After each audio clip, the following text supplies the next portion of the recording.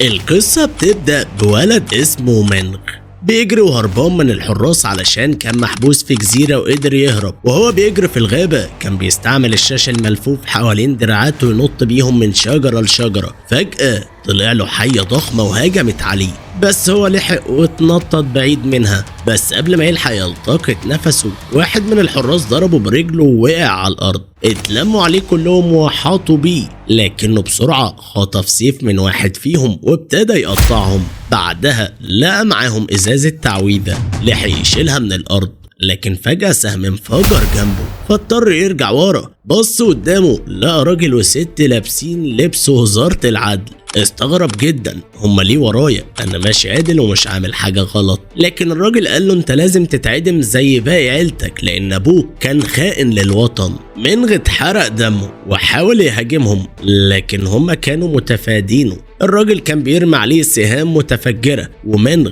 كل مرة يتفاداها لحد ما الست مسكت رجله وهي في الهواء وكانت ناوية تخبطه على الأرض. هو بصعوبة خلص نفسه. الراجل قال لها إياكي تستهيني بيه، الولد ده متعلم تقنيات خطيرة زي تحويل العروق وتحريك الأوتار. منغ بسرعة فهم إن الست قوية بس الراجل أخطر منها لأنه أقدم وخبير. الست هجمت عليه بسلاحها وحاولت تفرمه، لكن هو انحرف. وفي نفس اللحظة سهم جه عليه، اتلخبط ووقع على الأرض. مسك سيفه وغلفه بالكهرباء وهجم. الست حاولت تصد الضربة بسلاحها، لكن هو كسر السلاح نصين وطعنها من ظهرها. الراجل اتعصب ورمى عليه هجوم طاق. هنا منغ فهم انه مزارع تشي، مسك شوية صخور ورماها عليه، لكن الراجل عمل حاجز صدهم. منغ جري علشان يبعد، بس الراجل كان رخم، مسك سكينة وملاها تشي وظل يطعن بيها على منغ. الولد حاول يتفادى، لكن الراجل لحق ضربه برجله طيره بين الشجر. الراجل كان هيخلص عليه، بس منغ وهو بيحاول يهرب رجله ثابت ووقع من فوق شلال ضخم. استعمل الشاش بتاعه وجر الراجل معاه. الاتنين وقعوا في المية وابتدوا يتخانقوا تحتها. الراجل حاول يمنعه ويطلع، لكن منغ مسكه من وراه وغرقه لحد ما مات. وهنا القصة رجعت لفلاش باك وهو طفل، قريته كانت بتتحرق والجنود بيهاجموا. الراجل مسكه وقال له اهرب يا منغ، لكن الولد رفض يسيب عيلته. فالراجل غفله وضربه لحد ما فقد الوعي وشاله بعيد علشان ينقذه. نرجع للحاضر. في اتنين رجاله اسمهم سان وجوان لقوا ولد مضروب في دماغه ومات تقريبا. قالوا مفيش امل نلحقه. جوان قال ما ينفعش نسيبه يموت، ده من عيلة باي. العيلة دي ضحت كتير علشان تبعته لطائفة الأشباح للتنوير. جنب الولد كان منغ مرمي وفاقد الوعي. سان قال طب نسرق اللي معاه ونهرب. جوان رفض وقال الحرام ما بيدومش، وكمان كشفه وقال له انا عارف انك سرقت حبة القلب، الحبة اللي بتقوي القلب، من عيلة الراجل قبل ما نيجي. سان اتعصب ووراله قوته فكسر حجر بالهجوم الطاقي. فجأة منغ صحي. سان كان عايز يريحه من عذابه ويخلص عليه، لكن اتصدموا ان حواليه حماية قوة عنصرية، عنصر طبيعي بيحمي جسده. قعدوا يفحصوه لقوا جسده قوي وعنده اساس متين. هنا قرروا ينقذوه بس بشرط يتقمص شخصية الولد بتاع عيلة باي. منغ لبس هدومه وركب معاهم سفينة. كان بيتدرب على تقنية جديدة لكنه لسه مش متعود. سان قال له على مهلك، اللي عملته في يومين انجاز. منغ شكرهم لكنه خاف ينكشف امره لانه لسه ضعيف. جوان طمنه وقال له ملناش سجل عند طائفة الاشباح، لو قدرت تعمل تقنية السيطرة على العناصر اللي علمتها لك هتدخل اختبار التنوير بسهولة. منغ استغرب وقال له ايه هو اختبار التنوير؟ جوان شرح له وقال له قوتك دلوقتي زي مية في ازاز، مهما عملت مش هتزيد، لكن التنوير يفتح لك باب البحر، ساعتها تقدر تمتص قوة بلا حدود. سان زود وقال ولو عديت ووصلت لمرحلة تكثيف لتشي هتبقى تلميذ روحي.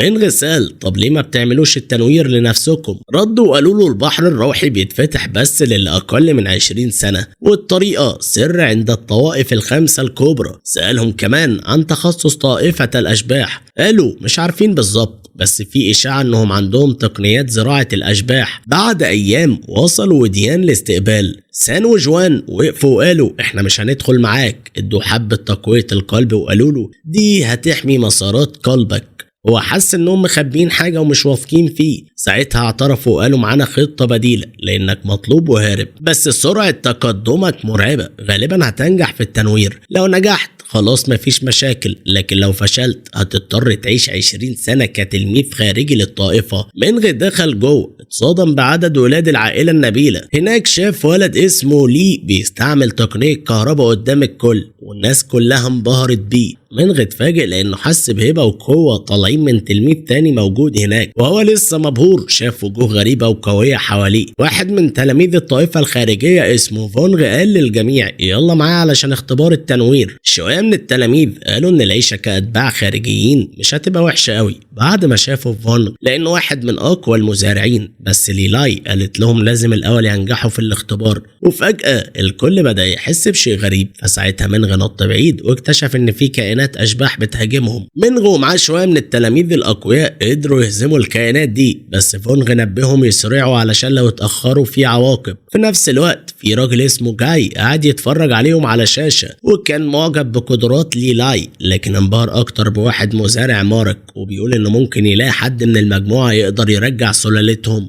وساعتها جه راجل تاني وقال لجاي ان زعيم الطائفه امر كل رؤساء الفروع يتفرجوا على الاختبار. ظهر واحد قدام منغ واتصدم انه لسه عايش بعد الموجه الاولى، وقال له ان دي مجرد البدايه. منغ استغرب وما كانش فاهم قصده. الراجل استغرب ان العشيره الكبيره ما قالتش لمنغ حاجه، وقال له انهم هيطردوا قريب ومش متاكد اذا كان منغ فاهم ولا لا. وبعدين عرض عليه يمشي معاه وطمنه انه مش لازم يبص وراه تاني علشان المرحله الاولى خلصت والاشباح مش هتهاجمه تاني. لكن فجاه استعمل لتشيو وقبض عليه وقال له انهم دخلوا المرحله التانيه واللي لازم يضحي فيها بحد علشان يعدي.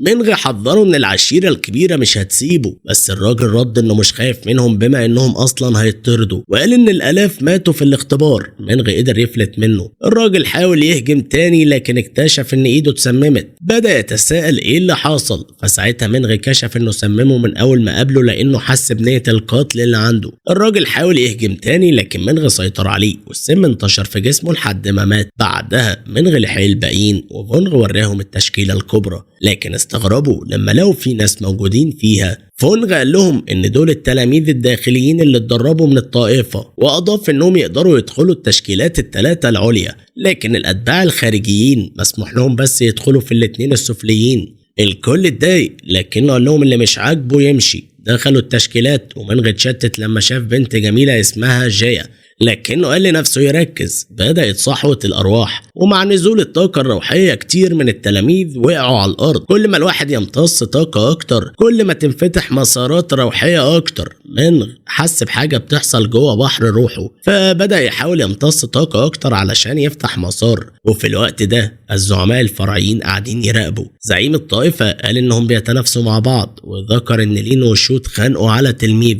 لين قالت إنها اكتشفت التلميذ اللي عنده جسد الكابوس الأول، لكن شو حاول يسرقه واضطرت تقتله. التلميذ اللي بيتكلموا عنه هو جايا، ولما شافوها بتمتص الطاقة زعيم الطائفة انبهر بقدرتها على التحكم الشامل. لين شايفة ان جايا مناسبة لاسلوب زراعتها النسائي، وقالت ان شو هيضللها، لكن هو جه وقال ان معلمة تانية اسمها بنغ وافقت تاخد جايا كتلميذة. الزعيم وافق وقال انه هيجهز موارد اضافية علشان جايا تقوى بسرعة. الزعيم سأل جاي إذا اختار التلاميذ، فجاي قال إنه مش قادر ينافس باقي القادة على التلاميذ الداخليين، فمخطط ياخد الخارجيين. قائد فرع تاني قال له إن أغلب التلاميذ الخارجيين عندهم 3 مسارات روح بس، وإن فرع جاي ما عندوش موارد كفاية علشان يدرب ناس موهوبين، فطلب يخلوه يحتفظ بأي تلميذ خارجي. وفجأة شافوا منغ بيمتص طاقة هائلة، لكن الزعيم افتكر إنه مش هيقدر يستحمل علشان أساسه ضعيف. التلاميذ اللي حواليه بدأوا ينفجروا بسبب الطاقة، فساعتها منغ قفل مساراته علشان ينجو. جاي افتكر إنه مش هيعيش كتير. في نفس الوقت ليلاي لفت نظرهم، وقائد فرع اسمه زين قال إن ليلاي ابن أخوه وعايز يضم لفرعه. جاي وافق بشرط إن باقي التلاميذ الخارجيين يبقوا له، والزعيم سأل زين عن التشكيلة،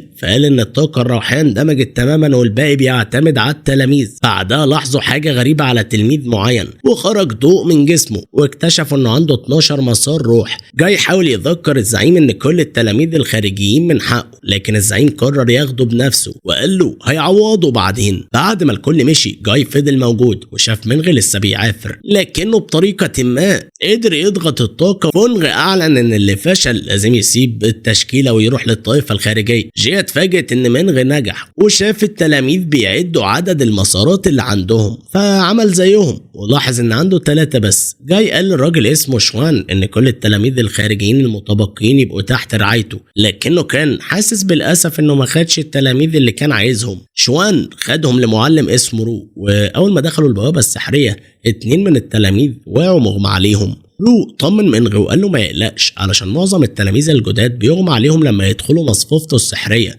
وقال لمنغ انه لازم يتعلم 3 تعاويذ اساسية، واضاف ان عندهم 13 تقنية اساسية. منغ استغرب علشان القاعة مليانة تعاويذ، بس رو حذره ما يتصرفش بتهور، فسألوا منغ عن التقنية اللي التلاميذ الداخليين بيتعلموها. فارو قال ان اللي بيعلمها هم رؤساء الفروع بس، وساعتها منغ حس ان عمره ما هيواكبهم بما انه عنده 3 مسارات بس. رو اداله حجر روح علشان يقيس قوته العقليه، ومنغ شك ان رو شخص مش كويس علشان ما اهتمش بالتلاميذ اللي وقعوا. منغ حط تلت قوته في الحجر، ورو اتصدم لما الحجر نور. رو اداله تعويذه قديمه كان لقاها في رحلاته اسمها تقنيه العظم المظلم، وقال له انها كانت بلغه قديمه واضطر يترجمها. منغ ساله اذا ممكن يشوف النسخه الاصليه، فرو اتعصب وقال له انه قعد سنين يترجمها، وبعدين قال له انه لو خلص المرحله الاولى من التقنيه هيوصل لمرحله التلميذ الروحي المبكر، ولو خلص المرحلة التانية هيوصل للمرحلة المتوسطة. من جنبار وسال ليه التقنية محطوطة وسط العادية وهي قوية كده؟ فاروق قال له علشان متطلباتها 3 مسارات روح وقوة عقلية عالية. بعدين اخد اللفايفة منه لانه ما صدقهوش. منغ اعتذر علشان ما يزعلوش، وفي الاخر رجعها له وحذره ما يقولش لحد عنها. في الوقت ده بنشوف تلميذ اسمه تشينغ بيتكلم مع واحد غامض وبيقول له انه شاكك ان منغ مزيف شخصيته، بيفكر يختبره، بس هم عارفين انهم لازم يكونوا حذرين علشان هدفهم الحقيقي انهم يتسللوا للطائفة لمصلحة وزارة العدل. بعد شوية ميو وباقي التلاميذ اتجمعوا مع شوان، ومنغ استغرب ان عدد التلاميذ قليل قوي، فساعتها توان شرح له ان السبب ان الموارد عندهم قليلة، وقال لهم يدخلوا المسابقة ويبذلوا كل طاقتهم علشان دي فرصة كويسة ياخدوا مكافآت تساعدهم يقووا نفسهم. جاي وصل مع تلاميذه وقال ان المسابقة الصغيرة السنوية هتوضح قد ايه التلاميذ تعبوا في تدريبهم، لكنه وضح ان التلاميذ الكبار والصغار هيتنافسوا كل واحد لوحده علشان دي مسابقة عملية. معلم اسمه زو جه متأخر بعد ما خلص مهمته، لكنه نبه التلاميذ ما يقلدوش اسلوبه ووراهم الجوائز اللي ممكن ياخدوها لو أدوا كويس في المسابقة. فريق منغ كان جاهز لأول ماتش وخصومهم كانوا شياو وتشانغ، بس تشانغ قرر يقاتلهم لوحده. واحد من زملاء منغ اسمه سون هجم على تشانغ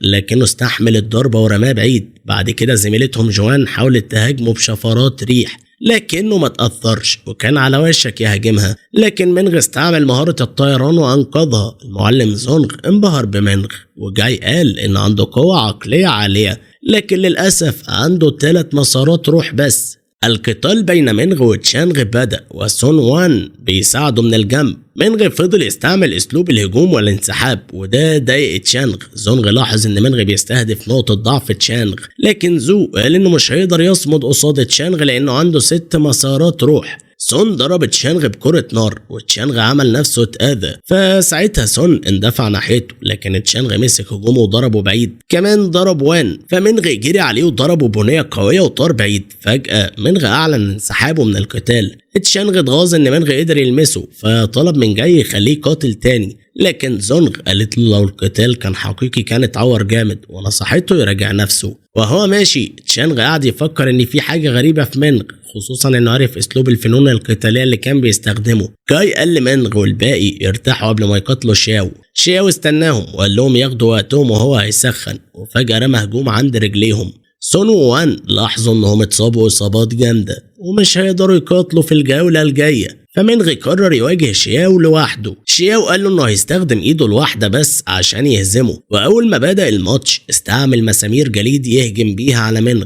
منغ كان بيتفادى الهجمات لكنها فضلت تطارده، ولما شاف انه مش هينفع يهرب ضرب المسامير وكسرها قطع. جري على شياو لكن شياو عمل درع جليد ووقف هجومه. منغ سأل شياو ليه بتستخدم ايديك الاتنين في القتال؟ زو انبهر بمنغ وجاي يوضح انه اختار تقنية روح الشبح وان قوة عقله العالية بتسرع تدريبه، لكنه شايف ان منغ قصير النظر. شياو جمع طاقة حوالين جسمه وهو بيستعد يهاجم، ومنغ افتكر رو لما قال له ان تقنية العظم المظلم شبه روح الشبح، وقال انه لو ما استعملش قوة كبيرة مش هيبان. ومنغ كان عارف انه لا ينفع يدي كل قوته ولا ينفع يخسر بسهولة. شياو رمى مسامير جليد ومنغ خلاها تصيبه متعمد، لكن واحدة منهم قربت من قلبه فاستعمل تقنية تصغير الجسد علشان يتفاداها. تشانغ لاحظ ده وقال لنفسه ان دي تقنية من جزيرة شانغ. بعد كده جاي اعلن النتائج وقال لهم يروحوا ياخدوا جوائزهم من زو. زونغ عالجت اصابات منغ وقالت له ولا نقطة حيوية اتأذت، واكدت انها معجبة بقدراته القتالية.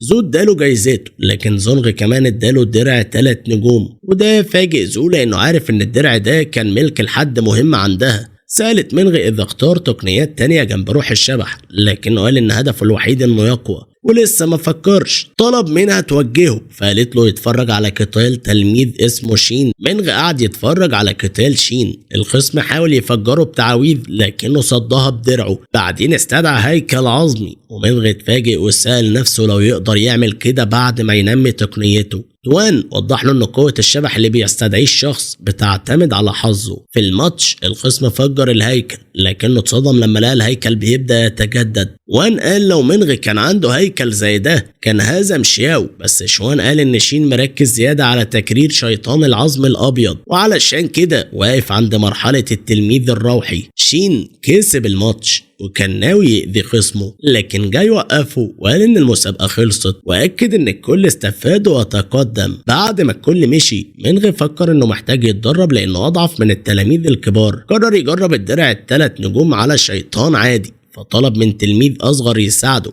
لكن التلميذ طلب حجر روح واحد مقابل كده. منغ حاول يساومه لكن الصغير قال له لو مش قادر تدفع يمشي. منغ اضطر يديه حجر وفكر انه لازم يلاقي طرق يكسب بيها اكتر لانه بياخد 5 احجار بس في الشهر. التلميذ استدعى الشيطان والشيطان هجم فورا على منغ. منغ حاول يوقفه بالدرع لكنه طار بعيد، استعمل شفرة الريح لكن الشيطان صد الهجوم وحاول يطعنه. منغ قدر يوقفه لكنه اترمى بعيد تاني. الشيطان حاول يخلص عليه لكن منغ استعمل الدرع وصد الهجوم ورد عليه بضربة مخلب النمر اللي دمرت الشيطان فورا. منغ انبهر بالدرع وقال انه قوي حتى وهو مش مكرر كويس. رجع بيته وحاول يكرره، اتفاجئ بقوة شيطان عادي واستوعب ان ده السبب اللي خلى شين يكسب. خدته على اكبر سوق زراعة قريب من طائفتهم اسمه السوق الرمادي، وهناك اتفاجأ قد ايه المكان زحمه وحيوي. فجأة واحد جاله يحاول يبيع له تمائم لكن مو شدته بعيد وقالت له انه مش محتاجهم. وهم ماشيين منغ خبط فجأة في راس وحش معروض، وصاحب المحل قال له يخلي باله علشان لو راس الوحش لمس الارض قيمته هتقل. منغ استغرب وقال ايه ده، الناس بتاكل لحوم الوحوش. فصاحب المحل وضح له ان اكل لحم الوحوش بيساعد يسرع الزراعة اسرع من الحبوب كمان.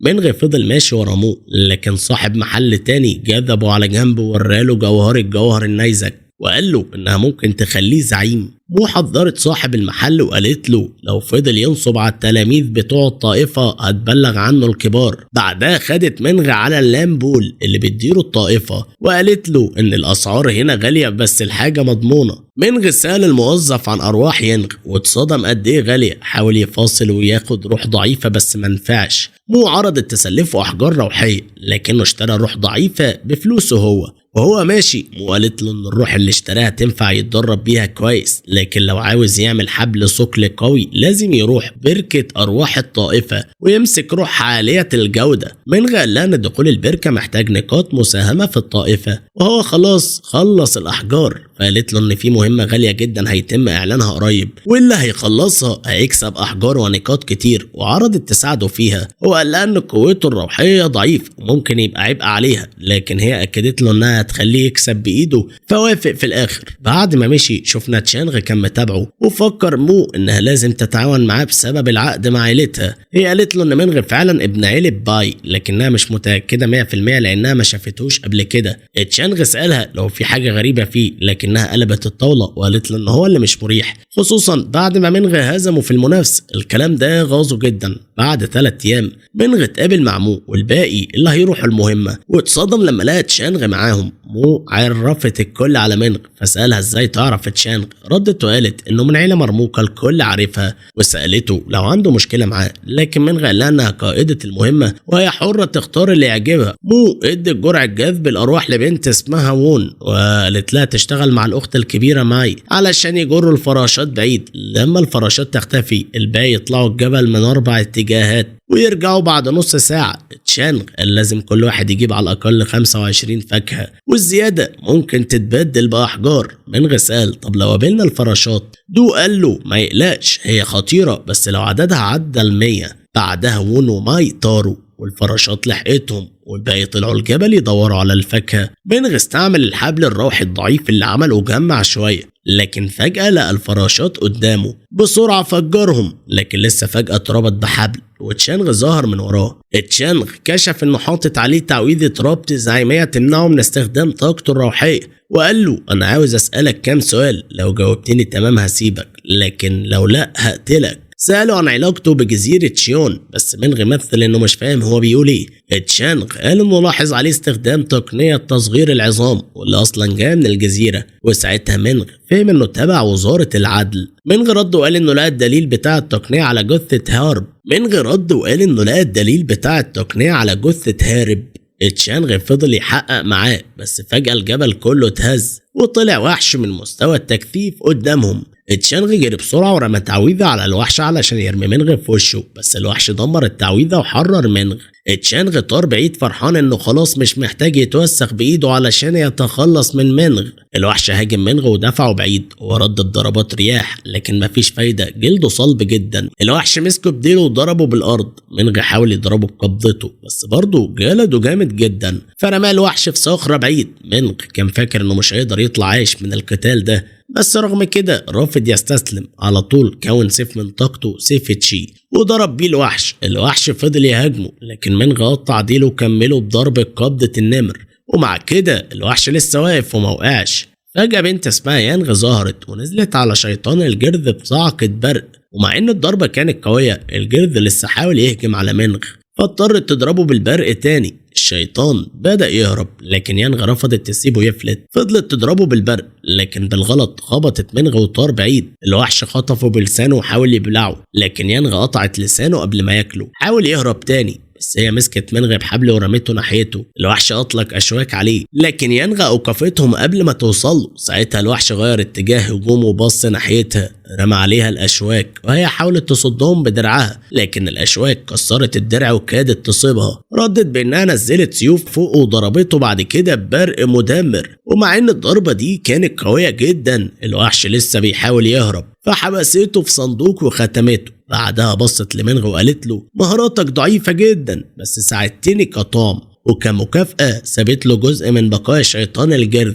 هو قال لها انه بيتدرب على تقنية الروح الشبحية، لكن هي قالت له انها مختلفة عن اللي هي عارفاه، وكمان تقنيته فيها عيوب. ولما سألها يوضح له، ردت وقالت له يسأل الشخص اللي علمه. في الوقت ده تشانغ كان بيحكي للباقيين عن شيطان الجرذ، واستغربت وقالت ان الوحش ده مش ممكن يعمل كل الخراب ده لوحده، فلازم يكون في سيد كبير كان بيقاتله. ويلقوا كمان على منغ. مو قالت لهم يكملوا يجمعوا حصتهم 25 ثمرة ويدوروا على منغ في السكة. في الجبل منغ كان بيجمع بقايا الوحش، لكن فجأة طاقة غريبة خرجت من جسده ودخلت في جسده. في نفس اللحظة يان أوقف يانغ قبل ما تمشي، وهي عارفة انه كان بيراقبها من بدري. افتكرت انه كان بيختبرها قبل مؤتمر المنصة. قال لها انها عبقرية مش هتتكرر وقوتها مش محل شك، وسألها بتعمل ايه هنا. ردت وقالت انها كانت بتحارب شيطان الجرذ. هو استغرب جدا لانه وحش من اضعف المستويات، لكن اتصدم لما قالت له انه كان في قمة مرحلة التكثيف. وقالت كمان ان النوع ده من الوحوش بيحب دم البشر، ولو وصل لمرحلة تكوين الكريستال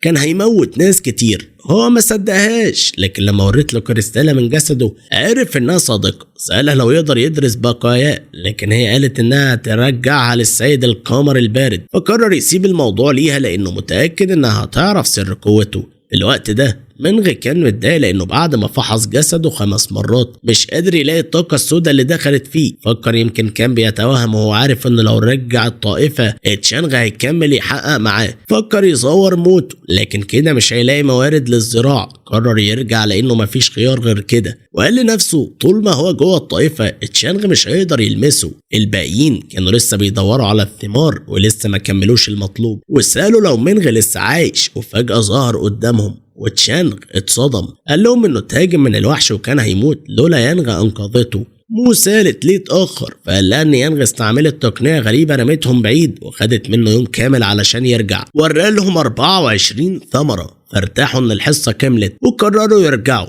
دو قال لمنغ يجي معاه علشان عنده تعويذة طيران تقدر تريحه. تشانغ استعد يمشي لكن مو ذكرته ان عيلتها بتشتغل مع البلاط الامبراطوري بس مش تنفذ اوامر شخصية ليه. رد وقال انه بيحقق مع منغ الامان البلاط، لكن مو قالت له لو منغ مزور شخصيته ما كانش هيبقى غبي ويرجع. كان خلى الناس يفتكروا انه مات، واضافت ان منغ خاطبها وحذرته لو فكر يأذيه هتواجهه بنفسها. بالليل دو سلم لمنغ مكافآت المهمة، وقبل ما يمشي قالوا ان في عالم الزراعة كل حاجة بتتحدد بالقوة حتى اختيار شريك الزراعة المزدوجة. بعدين مو جت ومنغ قال لها انه عارف ان في قلبها شخص تاني وسألها ليه بتخدعه. راحوا مكان خاص وهي اعترفت انها عارفة انه مزيف هويته. هو اتصدم انها ما قالتش لحد، فقالت له انها مش زي تشانغ اللي فقد عقله بسبب زراعته، واكدت ان كل المزارعين بيدوروا على القوه. وقالت له ان لما اتخطبوا قالب باي وقعدت تديها سر ازاي تبقى سيده ارواح. هي عارفه انه مش معاه السر لكن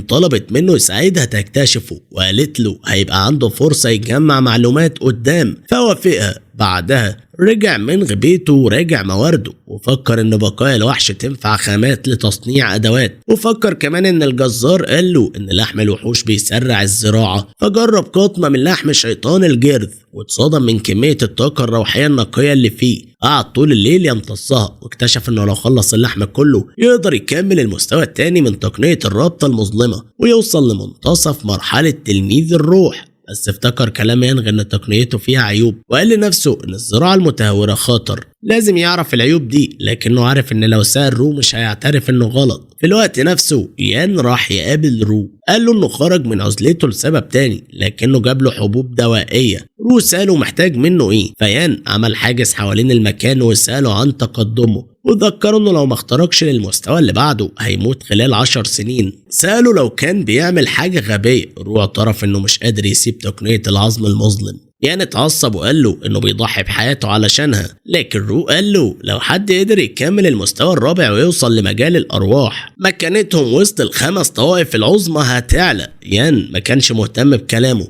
وسأله عن التلميذ اللي عنده 3 أوردة روحية واللي حاول يعلى في الجبل الخلفي. رو قال له ان التلميذ فشل. في الوقت ده شفنا منغ بيتسلل لقاعة المخطوطات بتاعة رو، فكك مصفوفة الوهم باستخدام شوكة من شيطان الجرذ، وكان عارف انه لو دخل على طول رو هيعرف. فلا ممر سري. اتصدم لما شاف زومبي مسلحين بيحرسوا المكان، لكن بما انهم ما عندهمش نظر خبى وجوده ومشي بهدوء. فضل متقدم لحد ما وصل غرفة فيها ملاحظات رو عن تقنية العظم المظلم. عرف ان التقنية ليها 8 مجلدات لكن المستوى الرابع ناقص، ورو كان بيحاول يكمله. كمل يقرأ واتصدم لما لقى ان رو بيستخدم التلاميذ كفئران تجارب. فجأة الزومبي حسوا بيه، واحد ضربه ومنغ عارف ان رو جاي فاضطر يهرب بسرعة. حاول يصد هجماتهم بدرعه ال3 نجوم لكن ضربة واحدة كسرت الدرع وطرحته في الحيطة. الزومبي فضلوا يهاجموه ومنغ فهم انه مش قادر يهزمهم وجها لوجه، فقرر يهرب. سيطر على واحد منهم بحبل تشي وخلاه يهجم على التاني وهو جري بعيد. بس فجأة طاقة سودا خرجت من جسمه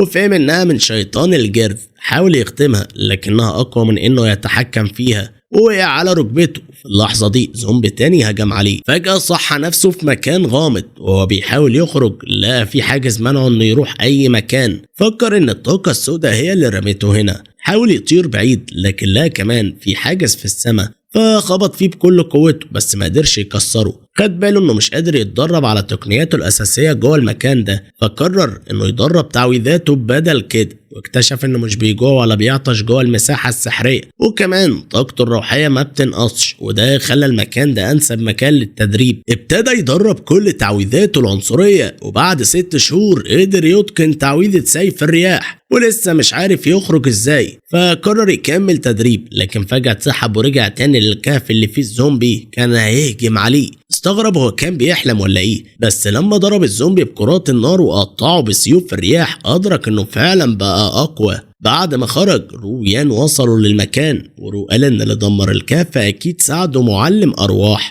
علشان الدخول للمكان ده من غير ما يتشاف صعب، وشك ان السيم ورا الموضوع. بس يان قال حتى لو صح المعلم ده حذر قوي ومش هيسيب اي دليل. وبعدين قال لرو انه ما ينفعش يدرس تاني تقنية الرباط المظلم، والتلاميذ اللي اتعلموها خلاص يشيلوا نفسهم.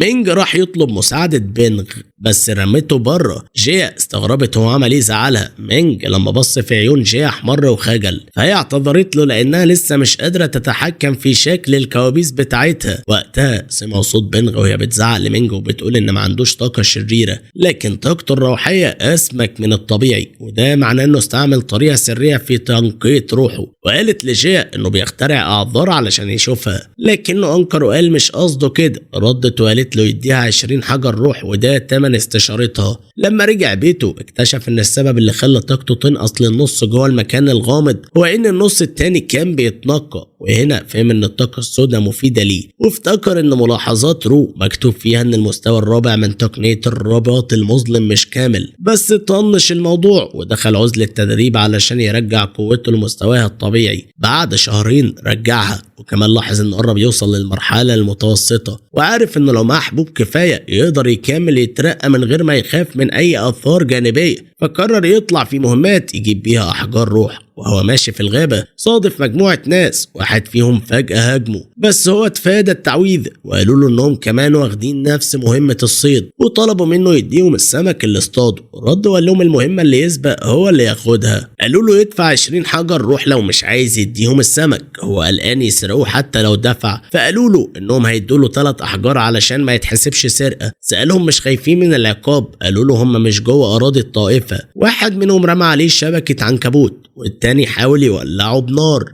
بس مينج اتفادى وضرب واحد منهم في لحظة. التاني جري عليه لكن مينج صده وطيره بعيد. الاخير رمى عليه رمح جليدي، مينج اتفاداه لكن الواد فجره علشان يجمده وجاهز يخلص عليه. مينج رد بكور النار، ولما الواد حاول يهرب مسكه بسلسلة تنقية الأرواح وخبط دماغه ودواخه. بعدها قرر ياخد أدواتهم يبيعها ويكسب، لكنه فجأة قابل مايو. سألته خلص مهمة الصيد ولا لسه، وقالت انها شافت 3 تلاميذ كمان طالعين نفس المهمة، فافتكرت هيحتاج مساعدتها، لكنها لاحظت انها كانت قلقانة لانه خلصها لوحده. استغرب ازاي عارفة مهماته، فقالت له انها طول الوقت بتراقبه علشان اتفاقهم القديم، ونصحته يعمل فريق لانه سمعت ان وزارة العدل بتحقق مع عيلة باي، وافتكرت ان تشانغ بيخطط له الحاجة، وقالت ان الهدف من الزراعة انهم يتحرروا من الدنيا، لكن تشانغ مهتم بس يبقى كلب مطيع فحذرته منه. بعدها مينج بدل كل اللي جمعه من المهمة مقابل 6 حبوب شفاء، وده كفاية يخليه يوصل للمرحلة المتوسطة من مستوى التلميذ الروحي، فدخل يتدرب،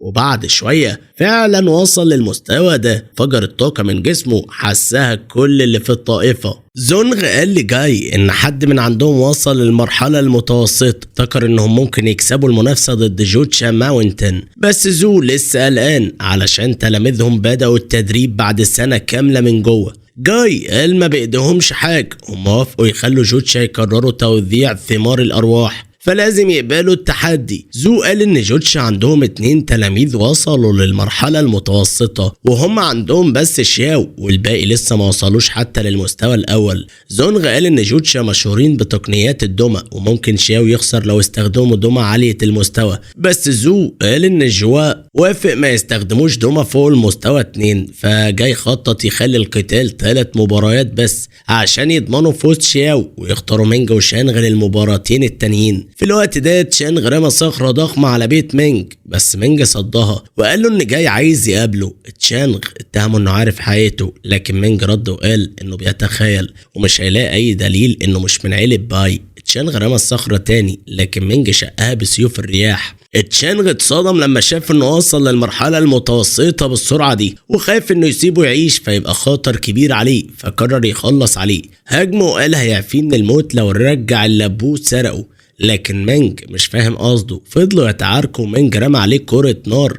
تشانغ اتفاداها وكان هيضرب مينج من وراه، لكن زو وصلت ووقفتهم وسالت ليه بيتخانقوا. مينج قال انهم كانوا بيتدربوا بس. بعدها راحوا يقابلوا جاي اللي شرح لهم عن المنافسة وقال لهم كل ماتش يكسبوه هياخدوا 10 ثمار ارواح، واكد لهم انهم كمان هيتكرموا، والثمار دي بتتعمل منها سائل روحي بينقي العظم وبيقوي الجسد. بعدها راحوا لجزيرة التنين المقيد اللي هتتعمل فيها المسابقة. في الطريق زو حكى ان زمان خبير تكوين بلورات اسمه فوجو ظهروا معاه تنين في مرحلة التجفيف، فالناس سموه الزعيم المقيد للتنين. كان طماع في الكنوز والطاقة الروحية، واي حاجة عينه تيجي عليها كان بياخدها مهما كلف الامر. اتحدوا اسياد الخمس طوائف الكبرى علشان يهزموه، لكنه هرب للبحر والجزيرة اللي مات فيها اتسمت باسمه. من 8 سنين زو زونغ اشتغلوا مع معلم من جبل جوتشا اسمه داشي، وراحوا يجمعوا جوهر النار. بالصدفة لقوا الجزيرة وما كانش فيها حاجة مهمة. زو اتضايق ان داشي عايز يعمل مسابقة علشان الثمار، لكنه ظهر وعرض يتقاتل معاه. وصلوا الجزيرة، التلاميذ سلموا على الاساتذة، وداشي قال انه سمع ان جاي اخد تلميذ عنده 9 عروق روح، فشياو عرف بنفسه. وزونغ عارف ان داتشي كمان عنده تلميذ قوي، فقال له ولد اسمه يون ينزل يسلم على الاساتذة، لكن الواد ما سلمش. داشي اعتذر وقال الواد عاش في الجبال لوحده ومش بيعرف اداب المجتمع، بس زو قال انه يستاهل تلميذ زي كده علشان هو كمان عصبي. زو عمل مصفوفة نقل بتوصل للاشجار، بس حذر التلاميذ انهم لازم يستحملوا درجات حرارة عالية جدا وقت القتال. تلاميذ داشي استدعوا الثعابين بتاعتهم، وواحد فيهم اسمه وو امر الثعبان يهاجم مانج، لكن مانج استخدم السلسلة وقيده وكسره بسلاحه لحد ما وقع.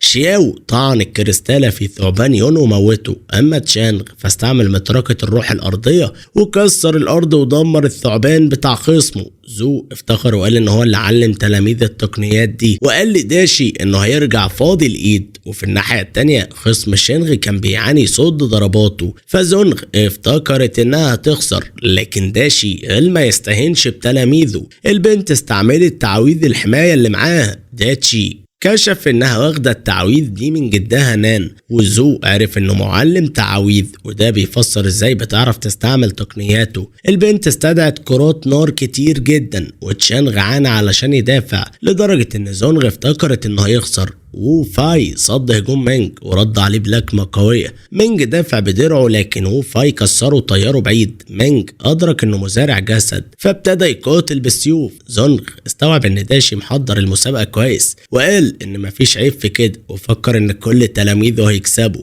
يون قال لشياو يستسلم لأنه خلاص بيخلص طاقته السحرية، لكن فجأة شياو استعمل تقنية الخشب الذابل، وزو اتأكد إن الفوز في إيده.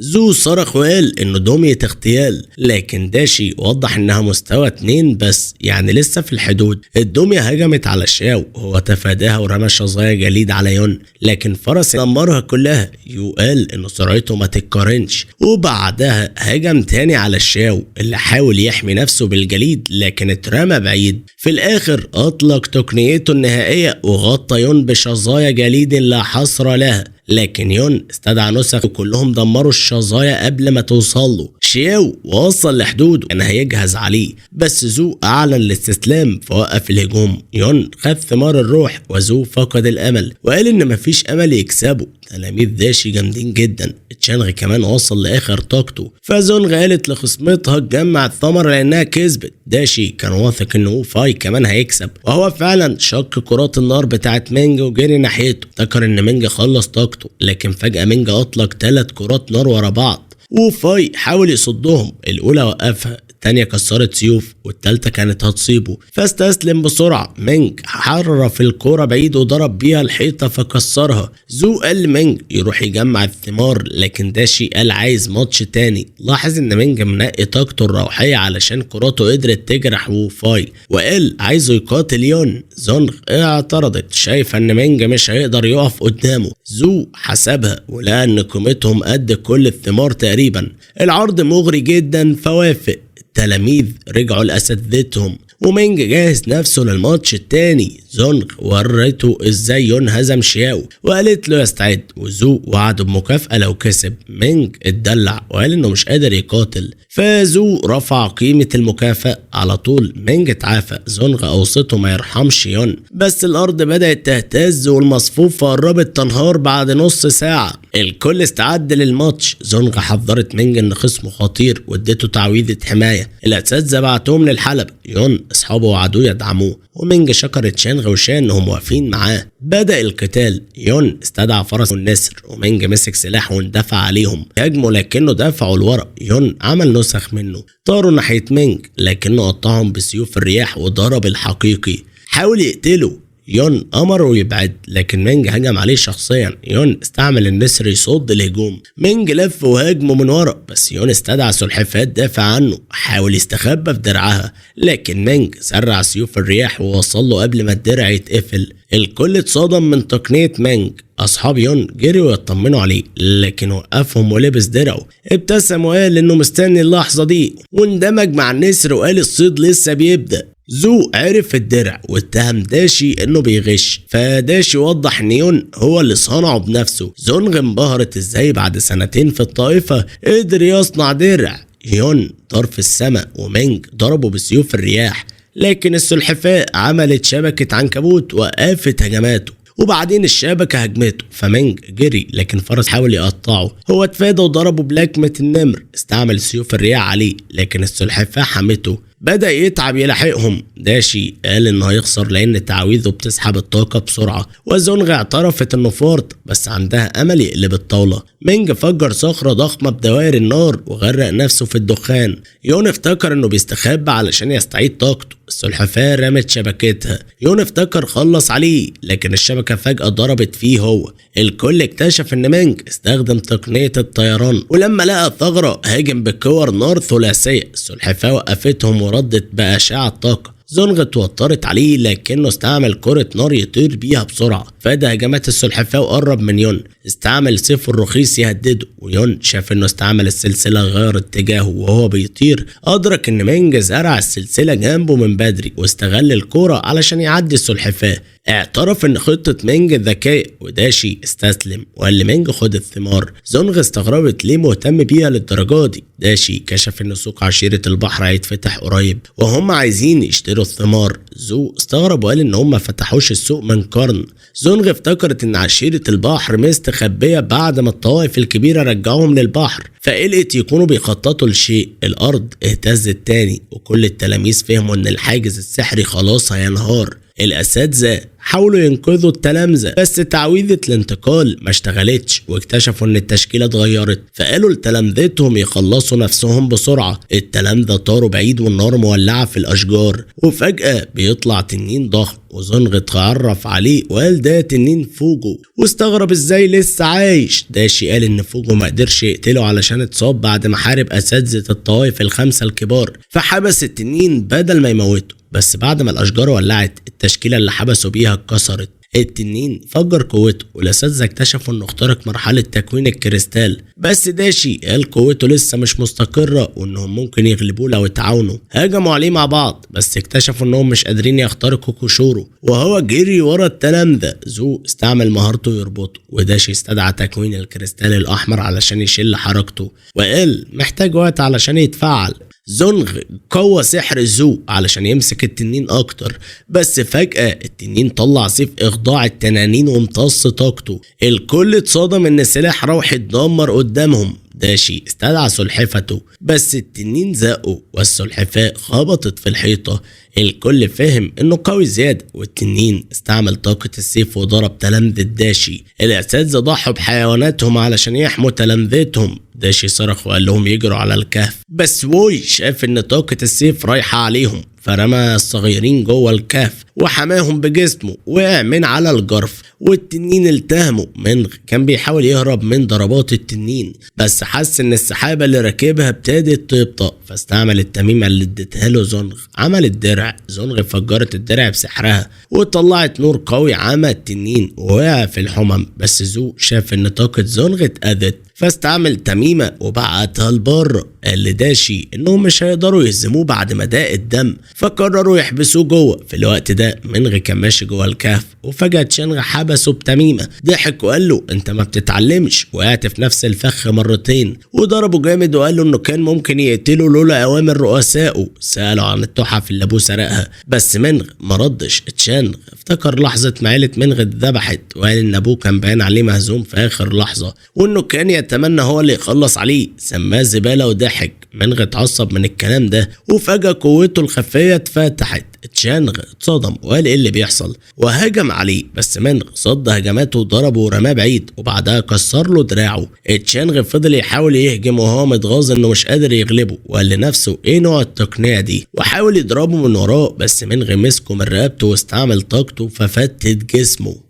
تشانغ حاول يترجاه وقال انه بينفذ اوامره بس، وفجأة حاول يغدر بيه، لكن منغ رد عليه بالنار وولع فيه لحد ما اتحرق. بعدها منغ رجع طبيعي، بس الكهف ابتدى ينهار. حاول يهرب بس لقى الطريق مقفول وقال خلاص نهايتي. قدر يتفادى الصخور، وزونغ لقت مكان الدرع ذو الثلاث نجوم وحددت مكانه وقالت له يركب السفينة الطايرة. قدروا يهربوا، بس راس منغ وجعته وقال ايه اللي حصل لي دلوقتي. البركان انفجر ودمر الجزيرة. زو قرر ينسحب، عارف انهم ما يقدروش يعملوا حاجة لو التنين هاجمهم. بعد فترة منغ قابل ترون اللي شكره وقال له يستاهل يرتاح. سأله عن إصاباته فقال إنه كويس بعد ما خد أدوية زو. سأل تشوان ليه الزعيم عايزه، فقال له إنه جاي مبسوط علشان رجع فواكه كتير وممكن يخليه تلميذه. لما دخل القاعة غاي مدحه على إنجازه واداله 3 زجاجات من إكسير تنقية النخاع. زو قال له انه مكوناتهم مش اقل من الفاكهه وانه محظوظ. غاي وضح ان الاكسير تاثيره الافضل بيكون من اول مره،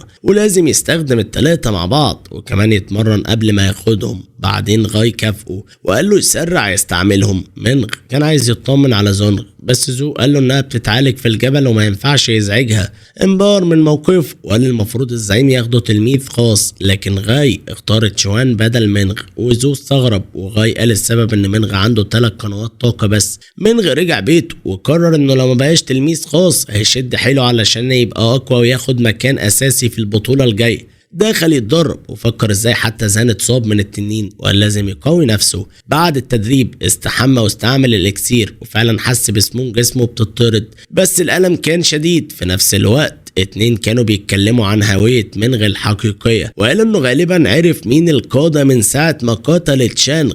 القائد قال يستاهل اللي جايله علشان بيخدم المحكمة زي الكلب، والتاني شك انه ناوي يخون المحكمة. ذكروا ان المحكمة ربتهم ولازم يردوا الجميل، وقال له يحقق في اللي سرقه ابو منغ.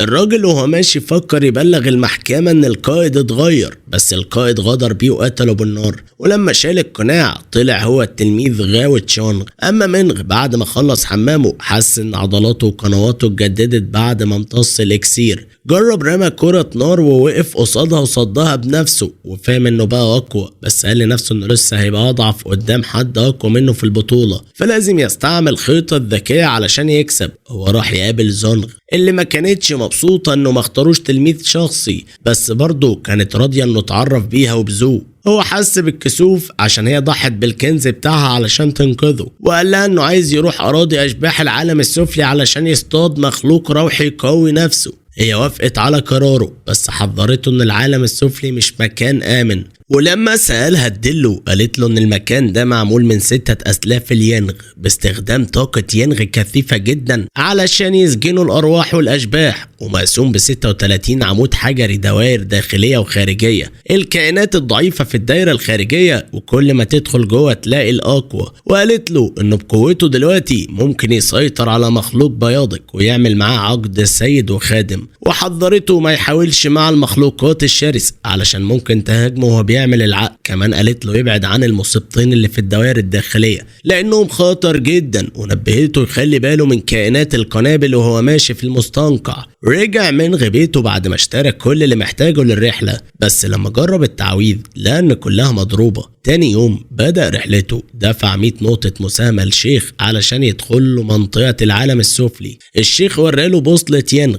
تكشف الأشباح في نطاق 100 جيانغ، فاشترى وحدة ب20 حجر روح. فجأة بنغ وجهيا وصلوا، بنغ قالت انهم رايحين برضه، فالشيخ فكرها ان الرسوم النقل للماستر 500 نقطة هي دفعتهم، وقالت انها مش متمسكة بالفلوس زيه، وراح يجهز مصفوفة الانتقال. بنغ لاحظت ان في حاجة مختلفة في منغ، فقال لها عن اكسير تنظيف النخاع، فقالت انها تدي جيا برضه علشان تبقى زي باقي التلاميذ. قبل ما يدخلوا المصفوفة بنغ قالت للشيخ يدي جيا البوصلة المجانية علشان دي اول مرة تدخل العالم السفلي. بنغ استوعب انه اتنصب عليه لانه دفع احجار روح للبوصلة. بنغ قالت للشيخ ان منغ من سلالة الافعى ذات ال9 رؤوس، فالشيخ رجع له الاحجار وقالت له يخلي باله من صرفه ده، وجه والشيخ وهو بيشغل المصفوفة قال لهم يرجعوا في خلال شهر مهما كان مستواهم، والا ممكن يتحولوا الادوات اشباح. واثناء النقل منغ حس بنية قتل جاء من غاو، استغرب لان عمره ما قابله، فافتكر يمكن له علاقة باللي حصل في الجزيرة. منغ صحي في العالم السفلي اتفاجئ بشبح وسأله على الباقيين، الشبح قال له انهم فاقوا قبله ومشيوا. منغ قرر يمشي هو كمان، وجم مجموعة تلاميذ قالوا للشبح يرجعهم علشان يومهم خلاص هينتهي، لكنه رفض الا لو كانوا 5، خافوا علشان ما يتحولوش زيه، فغضب وحاول يهاجمهم بس السلاسل كبلوه، شتمهم جبناء وقال انه اتعلق كده علشان ضحى بنفسه ورجع باقي التلاميذ. منغ ركب سحابة يطير بيها وفتح الخريطة اللي زونغ اداهاله علشان يدور على المخلوقات. أول ما كان وصل له لقى حد سبقه، استخدم البوصلة ولقى مخلوق تاني، بس وهو بيستعد يهجم اكتشف انه فخ. الوحش انفجر بس نجا بدرعه النجمي. غاو ظهر وقال انه اللي عامل فخ. منغ استغرب ليه عايز يقتله وهم عمرهم ما اتقابلوا. غاو قال له علشان قتل تشانغ. منغ رد ان التنين الاحمر هو اللي قتله، لكن غاو وضح انه مش عايز ينتقم، هو بس عايز يعرف لو تشانغ قال له حاجة قبل ما يموت. منغ رماله صندوق وقال له ان تشانغ طلب يديهوله، ولما غاو مسكه اتربط بحبل طاقة، لكن غاو اطلق طاقة حمراء واستعد للقتال. منغ رماه بكور نارية، لكن غاو فك نفسه وامتصهم. منغ جري، غاو لحقه ورماه بكتلة نار ضخمة. منغ نجا واستخبى ورا الصخور. غاو دمر عمود صخري بضربة نارية، لكن منغ مسك الحجارة بالسلسلة ورماها عليه. غاو صدها ورد بضربة نارية. منغ جرب السيوف الهوائية شتته، وغاو ولعها، وساعتها منغ ظهر ووقعه، لكن طلع نسخة وغاو هاجمه بضربة نارية. منغ صدها لكن غاو مسكه ورماه، بس منغ فضل واقف. المعركة استمرت ومنغ أدرك إنه مش قده، فقرر يهرب. غاو لحقه لغاية ما منغ لمح سرب نحل، وافتكر إن ده واحد من الكوارث اللي زونغ حذرته منها. خاطر ورمى كور نارية على غاو فصدها، لكن الانفجار جاب النحلة عليهم. غاو افتكر القتال خلص، لكن اتصدم ان النحلة هاجم عليهم. جريوا في اتجاهين مختلفين، النحل اتقسم نصين، لكن غاو اختفى. كل النحل راح على منغ، حاول يطير لكن طاقته خلصت ووقع، بس النحل وقف عن مطاردته لانه دخل منطقة تانية واستغرب ايه نوع الكائنات اللي جواه. في الناحية التانية جيا بتحارب وحش بيرمي رمحة عليها، صدته ببلور الجليد. فضلت تتقاتل معاه ومستغربة ليه مش قادرة تغلب جثة عظمية. بنغ قالت لها جسمها ملوش أفضلية هنا. جيا استغربت ليه الهيكل ده أقوى من اللي بره، وشكت إن له علاقة باختفاء ضحايا الطائفة. بنغ أكدت شكها وقالت إن الهيكل ده متحول من طائفة الأشباح، وشرحت إن زمان الطوائف الخمسة كانوا بيراعوا طاقة الينغ في العالم السفلي، لكن لقوا إن التكلفة عالية وسابوها للطوائف التانية، والطائفة دي بقت المسؤولة. وفي نفس الوقت ده بقى مكان تدريب طبيعي للتلاميذ. منغ من ناحيته قرر يرتاح في كهف، لكن عقرب طلع فجأة من الأرض وهاجمه، فضربه بطاقة بس وقع في حفرة، واترعب لما شاف جثة وحش قريب منه. وهو ماشي حس بطاقة ينغ قوية، بس ما خدش باله إن وحش تاني نايم على صخرة قريبة. وفي نفس الوقت بنغ وجيا كانوا بيطيروا على السحابة. جيا قالت لها قد ايه بتعتني بيها، وده اللي مخلي تحقيقهم بطيء.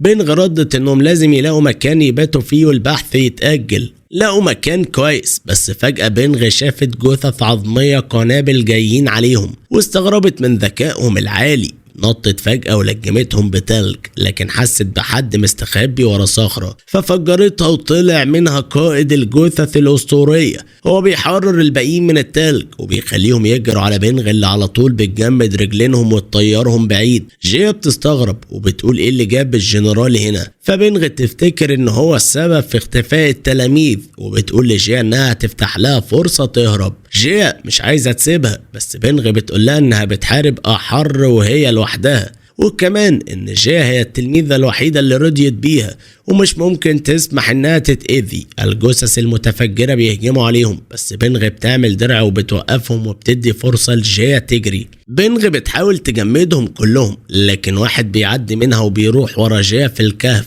منغ بيلاحظ العقرب اخيرا وبيعرف انه من الدرجة الشرسة، لكنه مصاب ولسه بيتعافى، فبيقول دي فرصته لانه لو قدر يروضه هيبقى عنده قوة كافية انه يقف قدام جاو. بيرمي 3 تعويذ على العقرب، لكن بيكتشف ان 2 منهم مزيفين، والعقرب بيبدأ يهجم عليه بديله. بيستخدم القوس بتاعه وبيرشق سهام، بس مفيش فايدة. بيحاول يهرب والعقرب بينفث نار عليه وبيتفاداها، بس بيتضرب بديله تاني وبيصد بالدرع 3 نجوم، لكنه بيطير بعيد. منغ بيقلق انه مش هيقدر ينجو لو اتضرب تاني، فبيتسلق بالاجناد على الاعمدة وبيرشق سهام من فوق. بيلاحظ رجل من ارجل العقرب مصابة، فبيصيبها بسهم وبيتابع ضرباته. بيكتشف ان العقرب غبي وما عندوش ذكاء كفاية، فلو استنزفوا التعاويذ هتقدر تربطه في الاخر. بيفضل يهاجمه من فوق ويربطه بالسلسلة ويبدأ طقس التواصل، لكن وعي العقرب بيقاومه. بيطلع عادة تخلي العقرب يهدى وبيفتكر ان الامور ماشية كويس، بس الطاقة المظلمة اللي جواه بتهيج وبتمتص طاقته الروحية. بيخاف لو العقرب هاجمه وهو بالوضع ده هيموت، فبيحاول يسرع الطقس. العقرب بيبدأ يمتص الطاقة السلبية حوالينهم، ومنغ بيقلق انه يموت فبيحاول يغطيه بطاقته. فجأة بيتنقل تاني للمكان الغامض وبيتفاجأ ان العقرب معاه، فبيقول ان الطقس نجح، مفيش حاجة يقدر يعملها علشان يرجع. فبيبدأ يتدرب مع العقرب علشان يثبت قوته ويضربه بشفرات رياح من غير تعاويذ او ايماءات، بس بيحس بالذنب لانه لسه ما اتعافاش، وبيعد انه يلاقي له اكل لما يرجعوا. بعد ما رجعوا للعالم الحقيقي بيلاقي عظام مخلوق تاني وبيخلي العقرب ياكلها علشان يتعافى. بيلاحظ مخلوق تاني قريب، لكنه بيشوف جيا وهي متلاحقة من جثة متفجرة، فبيستغرب ازاي وهي المفروض مع بنغ. بيقرر يراقب، بس يمكن دي خطة من بنغ علشان يطلعوا العدو، فممكن تزعق له لو اتدخل. الجثة المتفجرة بترمي رمح على جيا، فبتتفادى الضربة، لكن هو بيوجه الرمح بطاقة ليتشي وبيصيبها، فبتقع وهو هيضربها تاني، لكن منغ بيتدخل وبينقذها بالسلسلة. بيكتشف انها اتسممت بالرمح، فبتقول له يشتري لها وقت وهي بتطرد السم. الجثة بترمي الرمح تاني، فبيحاول منغ يوقفه بكور النار، لكن الرمح بيختفي وبيظهر جنبهم ويصده بدرع 3 نجوم ويدمره بشعاع نور. وبيلاحظ انه قوي زي العقرب. منغ بيقرر يوقف الجثة بالتعويذ، بيرمي كور نار بس هو بيتفاداها وبيهجم، ومنغ بيضربه بشفرات رياح. جيا بتحذر انه ما ينفعش يروض الجثث دي لانها بتكره الاحياء وعندها ذكاء عالي، حتى لو خضعت وقتيا هتغدر بيه في ضعفه. الجثة بتطلع درع وتهجم، منغ بيضربه بنار ورياح لكنه بيصد الكل. جيا مش قادرة تساعد لانها لسه مصابة.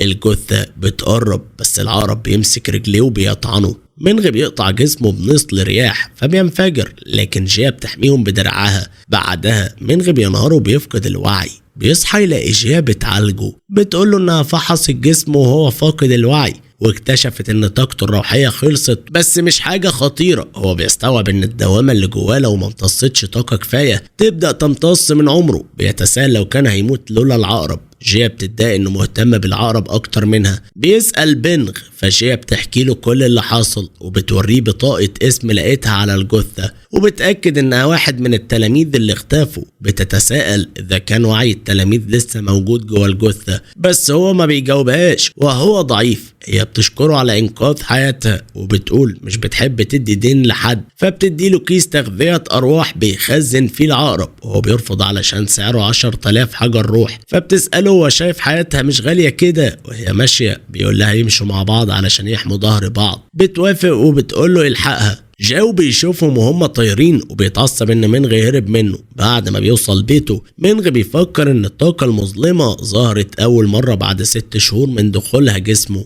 وبعدين رجعت بعد سنة. فبيقول انه قدامه اكتر من سنة قبل ما تظهر تاني، وبيخطط انه مادام في الطائفة جاو مش هيقدر يهاجمه. بعد فترة منغ بيكون مسافر بمركب طاير وبيسمع الناس بيتكلموا عن واحد بيبدل حبوب تقوية الرجالة ومكونات نادرة للخلطات. الشخص ده خلص نص المهمات المتوسطة تقريبا، وكل الناس فاكرينه لوحده، بس منغ بيعرف ان المعلومات دي مش مظبوطه لانه كان شغال مع العقرب. بيوصلوا لسوق الطائف وهناك بنت اسمها كوين بتنزل من فوق نسر وبتقول للكل ان السوق ده اتبنى بمساعده كل الطوائف ومفيش طائفه هتاخد معامله خاصه، وبتفكرهم ان القتال ممنوع في السوق ولو حد عمل مشكله ساده الارواح هيصفوا الحساب معاه. واحد من التلاميذ بيستغرب وبيقول ليه الشيخ لو مش بيستقبلهم. هي بتشرح ان الشيوخ مشغولين بدوريات الحراسه لان الامن في السوق اتشدد الفتره الاخيره. منغ بيبص حواليه في السوق وبعد شويه بيلاقي محل عاجبه، بيدخل علشان يقيموا الحاجات اللي معاه، بس قبل ما الموظفه تعمل اي حاجه صاحبه المحل بتناديه على اوضتها الخاصه. بتشوف انه معاه شظايا عظم من وحش في مستوى التجسد المكثف، فبتسأله كان ايه نوع الوحش، فبيقول لها انه كان فار عملاق. هي بتقوله ان العظام دي بتتصنع منها اسلحة روحية وبتعرض تشتريها منه ب7000 حجر روح. هو بيتفاجأ من السعر الغالي لكن بيفكر ان لو باع كل حاجة ممكن يلفت الانظار ويتتبعوه، فبيديها قائمة بالاقراص اللي عايز يبدلها بالعظام، وبيقول كمان انه هيشتري باقي الحاجات اللي محتاجها من محلها بالباقي. هي بتوافق على الصفقة بس بتحس انها كسبت زيادة، فبتديله خصم 20% على كل حاجة يشتريها من عندها. بعد كده منغ بيستغرب انه لو خلص حاجته بسرعة كده وبيفكر انه يقدر يعمل سلاح روحي بالمواد اللي معاه، فبيخطط يروح شارع صناعة الأسلحة. فجأة بيحس ان في 3 تلاميذ مستوى متوسط ماشيين وراه، فبيجرهم لزقاق وبيهجم عليهم بشفرات الرياح بس بيتفادوها و2 منهم بيندفعوا عليه. قائدهم بيضرب هجوم طاقة لكن منغ بيصد الهجوم وبيبرح ال2 التانيين ضرب وبعدين بيفجرهم بكرة نار. القائد بيهجم عليه بنار لكن منغ بيرد له بضربة في بطنه بتطيره في الحيطة. بياخد فلوسهم وبيتساءل هم ليه حاولوا يسرقوه مع ان السوق متأمن. فجأة بيحس بحد وراه بيرمي كور نار لكن بيكتشف انها كوين اللي بتطفي النار بسحر المية. هو بيتصدم من قوتها وهي بتنبهر انه قدر يهزم 3 تلاميذ متوسطين لوحده. بتسأله من اي طائفة فبيقول لها من 9 ينغ مالفن، فبتحذره وبتقول له انه استهدف عشان كيس الارواح المعلق في وسطه. بيشكرها بس هي بتلاحظ ان الكيس مش من طائفته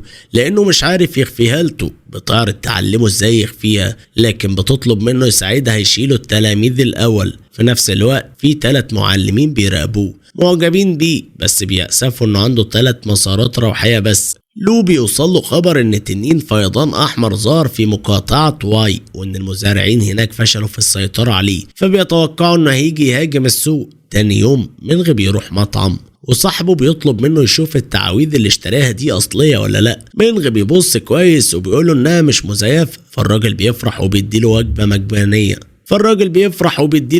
مجانيه. بعد كده بيجي واحد اسمه جين بيقرب من منغ وبيقوله ان المتدرب بتاع الحداد الكبير فونغ، فبيعمل منغ حاجز حواليهم علشان محدش يسمع. جين بيطلع السلاح الروحي اللي منغ طلبه يتعمل وبيشرح ان الاسلحة الروحية اللي على شكل ابرة صعبة تتصنع لكن قدروا يعملوها علشان منغ وفر شعر كفاية ومنغ بيرضى بجودته. جين بيقوله انها كانت هتبقى اقوى لو عليها اختام زيادة لكن الاختام بتستهلك طاقة روحية وعقلية كتير، عشان كده فونغ عملها ب3 اختام بس. بعدها منغ بيقرر يرجع للطائفة علشان يجهز للبطولة، وهو راجع للسفينة يقابل كوين اللي بتقوله انها مكلفة ترافقهم للرجوع. السفينة بتطير بعيد بس التنين الاحمر بيوصل للسوق وبيخلي الكل يتوتر. التلاميذ بيعملوا حاجز حوالين البلدة. المعلمين بيقولوا يقدروا يستحملوا لحد ما سادة مرحلة الكريستال يوصلوا، خصوصا ان التنين مصاب واولويته يمتص طاقة علشان يتعافى ومش هيضيع وقته في قتال طويل. لكن لو بيكتشف ان هدفه الحقيقي هو كوين اللي معاه على السفينة. منغ بيفكر ان كوين قوية رغم كده مكانها في بطولة السنة اللي فاتت كان الرابع بس، فبيقول لنفسه انه لازم يجهز كويس لان المنافسة صعبة. فجأة التنين بيظهر وبيوجه نفس النار علشان يفجر السفينة. لوك بيجمد لها بالتنين وبيقول لكوين يرموا كل حاجة من على السفينة. بيستخدم طاقته علشان يسرع السفينة لكن التنين بيوقفهم وبيهجم بنفس نار تاني. لوك بيصده بالتلج بس الانفجار بيهز السفينة. واحد من المعلمين اسمه يوان بيقول ما عندناش حل غير القتال، فالمعلمين بيخرجوا يواجهوا التنين. لوك بيستخدم تعويذة يداوي بيها كوين وبيقول لها تعتني بالتلاميذ. المعلمين بيحسبوا ان التنين فيه 20%. المعلمين بيحسبوا ان التنين فيه من 20 ل 30% من قوته، ولو هزموه ممكن يوصلوا لمرحلة الكريستال. يون بتهجم على التنين بضرب الطاق، ولو بيطلق عليه نار من التعويذة، ومعلم تاني بيستدعي سيفا ضخم وبيقطع بيه التنين، بس التنين بيتحمل والتنين رد بهجوم نفس النار. لوك بيوقفه بتعويذة. يون بتهجم تاني بسيفها لكن بلا فايدة. وقتها بيعرفوا ان التنين بيجهز لهجوم يغطي منطقة كبيرة.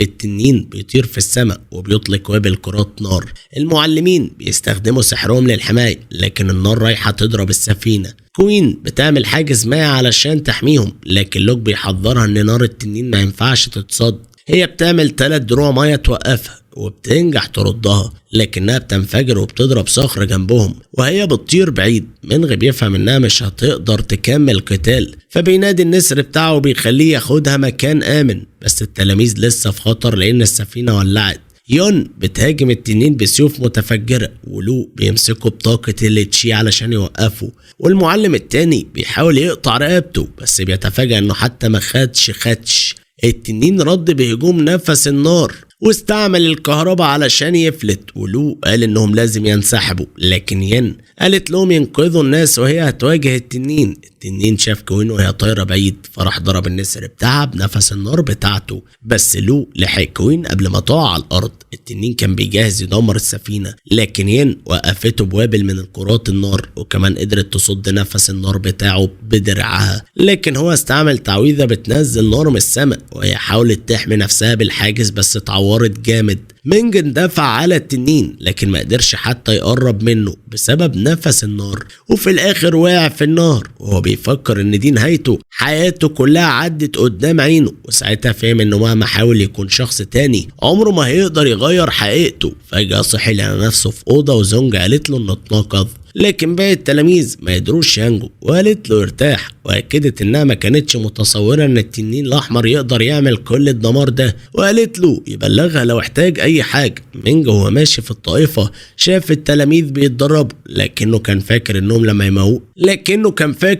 لما يموتوا محدش هيفتكرهم. وهو ماشي صادف جال اللي قال له انه مع انك نجيت بس عمرك مش طويل، فاستغل حياتك قبل ما تخلص. بعد كده كوين شكرته علشان انقذها، لكنه قال لها ان لو هو اللي حماها. وهي سألت عن باقي التلاميذ افتكر ازاي لقى جثثهم وهو بيطلع للشط، ولما لقى جسد يان وسطهم خد سيفها المكسور علشان يفتكرها. قال لكوين ترجع علشان الدنيا اتأخرت، وهي ماشية قالت له انها تشوفه في المسابقة، وده خلاه يستغرب ازاي عرفت انه هيشارك. ردت وقالت له علشان هي شايفه قد ايه هو قوي، بس لو عاوز يقدم اداء كويس لازم يشتغل على نفسه اكتر. في الوقت ده تشوان قابل جاي وباقي المعلمين اللي اطلقوا ضباب اسود، وتشوان استعمل سلسلته يمسكه. ده ابهر جاي وافتكر ان تشوان يقدر يتعامل مع طائفه الزعماء، وفكروا ان الطائفة كلها معتمدة عليه في البطولة